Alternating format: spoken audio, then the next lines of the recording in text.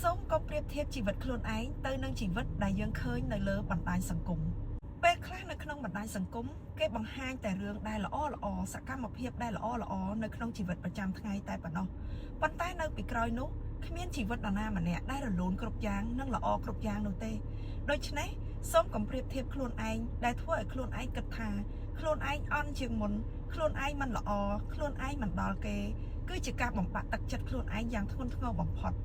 មានការចែករំលែកខ្លះនៅពេលដែលយើងមើលហើយមានអារម្មណ៍ថាសប្បាយចិត្តនិងលើកទឹកចិត្តខ្លួនឯង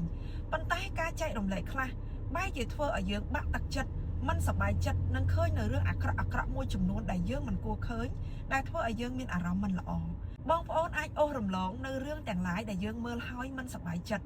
ហើយឈប់បន្តមើលរឿងបែបនោះតទៅទៀតពីព្រោះនៅក្នុងបណ្ដាញសង្គមនៅពេលដែលយើងមើលរឿងបែបណានោះនឹងលោតរឿងបែបនោះមកឲ្យយើងឃើញជារឿយជារៀងរាល់ថ្ងៃដូច្នេះសូមមើលរឿងទាំងឡាយណាដែលធ្វើឲ្យយើងមានកម្លាំងចិត្ត